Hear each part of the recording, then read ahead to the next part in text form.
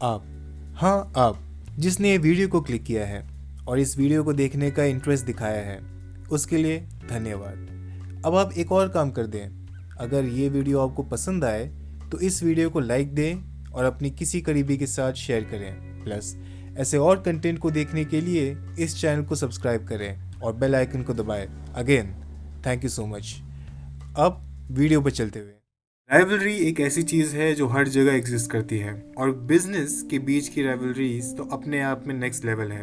ये ऐसी राइवलरीज होती है जो हर एक इंसान को इफेक्ट करती है किसी न किसी वे में, जिसकी वजह से आज मैं डिस्कस करने वाला हूँ टॉप 10 बिजनेस राइवलरीज पे। बस एक चीज़ याद रखना, ये रैंकिंग बिल्कुल भी मैटर नहीं करते हैं। सो आप किसी भी रैंकिंग को किसी भी साइड से परख सकते हो। Number 1, Apple versus Samsung. Tech world में ये एक इंटेंस राइवलरी है जिसने कस्टमर बेस को हर डायरेक्शन में डिवाइड करके रखा है। ये दोनों दुनिया के दो सबसे बड़े स्मार्टफोन कंपनीज हैं। सैमसंग प्रोडक्शन के मामले में आगे है तो एप्पल वैल्यू के मामले में, और दोनों ही क्वालिटी फोन्स बनाते हैं। जहां पर सैमसंग हर प्राइस रेंज के फोन्स बनाता है तो वहीं एप्पल सिर्फ और सिर्फ प्रीमियम प्राइस फोन्स ही बनाता है, जिससे कि हमें पता चलता है कि दोनों कंपनीज की स्ट्रेटजी कहाँ पे लोकेटेड है। इसी की वजह से बहुत से लॉयल फैंस एप्पल के हैं, उसके साथ ही साथ और भी सारे लॉयल फैंस सैमसंग के भी हैं, जिसकी वजह से ये राइवलरी अपने आप में और भी ज्यादा इंटेंस बन जाती है। पर सबसे बड़ी तो आयरनी तो ये है कि सैमसंग का सबसे बड़ा कस्टमर खुद एप्पल है, जहाँ पे एप्पल अपने हर आईफोन्स में सिर्फ और सिर्फ सैमसंग की स्क्रीन यूज करता है। Hysterical, right? Number 2, Samsung versus Xiaomi.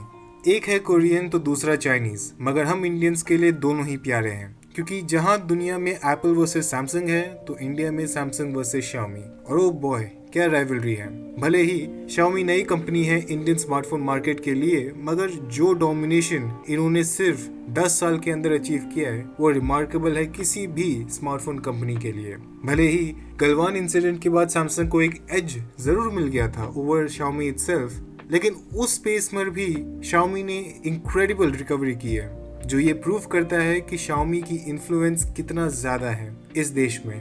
पर इसका मतलब ये नहीं है कि सैमसंग ने हार मान ली है। Number 3, Intel versus AMD. अगर किसी ने 10 साल पहले मुझे बोला होता कि एएमडी इंटेल को पीछे छोड़ देगी, वो कंपनी जिसने 32 बिट एंड 64 बिट प्रोसेसर्स बनाए, वो कंपनी जिसने माइक्रोचिप प्रोसेसिंग वर्ल्ड को ही चेंज कर दिया, उस कंपनी को पीछे छोड़ करके अपने ऐसे प्रोडक्ट्स बनाए जो आज के डेट में इंटेल माइक्रो प्रोसेसर से भी ज्यादा बेटर परफॉर्म करे, वेल मैं उसको बेवकूफी कहता।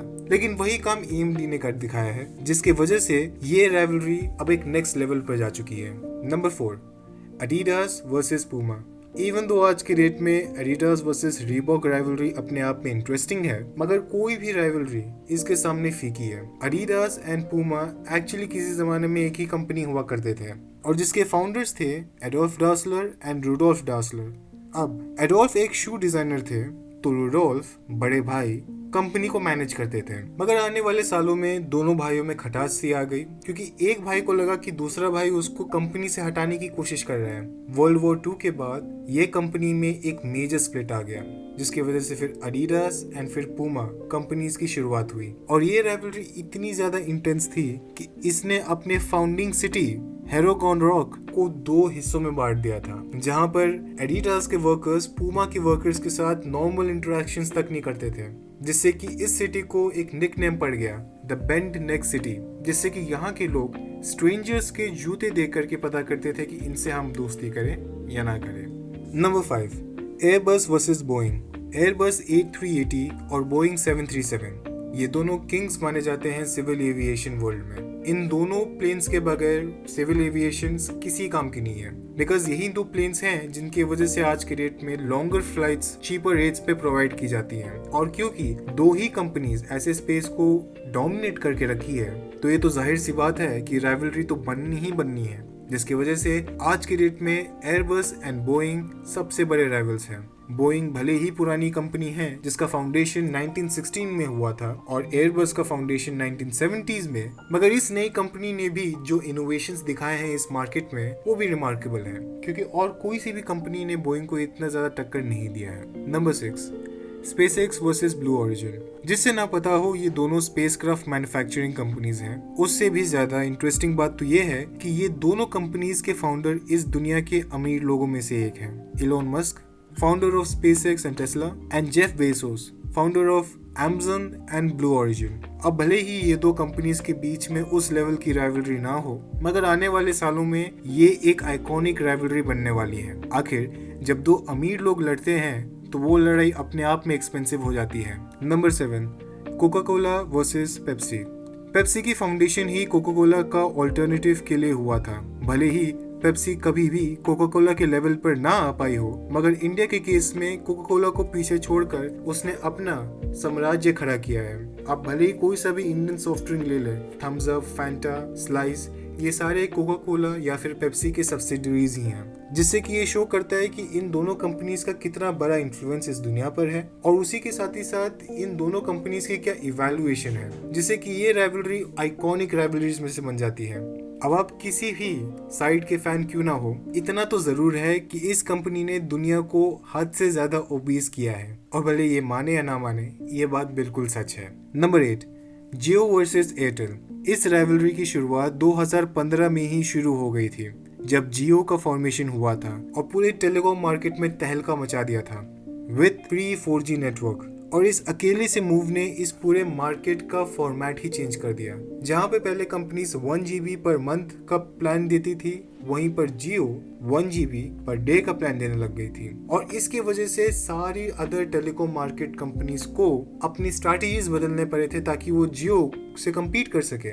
आने वाले सालों में कितने सारे कंपनीज आकर चले गए, लेकिन जो कंपनी जियो को एक्चुअल में टक्कर दे पाई वो थी एयरटेल। और अब जब वोडाफोन आइडिया इस मार्केट की थर्ड प्लेयर बन चुकी है, तो ये आराम से कहा जा सकता है कि अब यही दो सबसे बड़ी कंपनीज हैं, और इन दो कंपनीज ने ऑलरेडी मोनोपोलाइजेशन स्टार्ट कर दिया है, जिससे कि आने वाले सालों में ये राइवलरी और भी ज्यादा बड़ी बन सकती है। क्योंकि अब आपके पास सिर्फ और सिर्फ दो ही ऑप्शन रहेंगे, या तो आप जियो चूज करो, नहीं तो एयरटेल, क्योंकि इन्हीं दो कंपनीज के सर्विसेज एक्चुअली इस देश में ज्यादा बेटर है। Number 9, Marvel universe versus DC universe. Iron man और बैटमैन, कैप्टन अमेरिका और वंडर वुमन, थॉर या सुपरमैन, ये सारे डिबेट के डिबेट्स हैं कि कौन सबसे ज्यादा बेटर है, मार्वल की डीसी।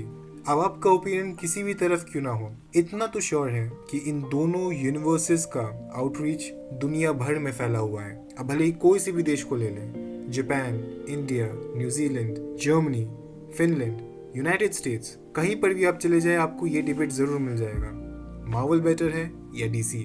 पर आप जो भी बोले, इन दोनों यूनिवर्सेस ने अपने आप में ही हम लोगों को कितने वेज में एंटरटेन किया होगा, और मैं चाहूंगा कि ये राइवलरी बनी रहे ताकि हमारा भी एंटरटेनमेंट होता रहे, और ये डिबेट कभी ना खत्म हो, ताकि हम ये अप्रिशिएट कर सके कि ये दोनों यूनिवर्स किस वे में अच्छे हैं। Number 10, Apple versus Microsoft. ये one of the best rivalries में से एक है, बिकॉज इसी राइवलरी ने हमारी जिंदगी को आज की डेट में इन्फ्लुएंस किया है।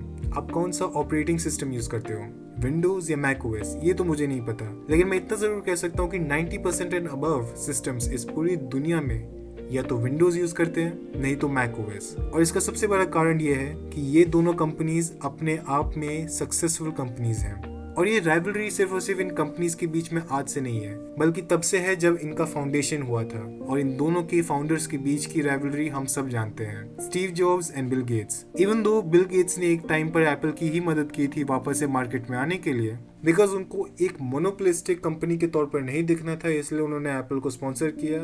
पर एनीवेज, इन दोनों की राइवलरी शायद से किसी को ना पता हो। तो आपका फेवरेट राइवलरी क्या था, कमेंट सेक्शन में जरूर बताएं। हाँ, और कोई राइवलरी आपके माइंड में हो तो आप वो भी मेंशन कर सकते हो। तब तक के लिए अलविदा।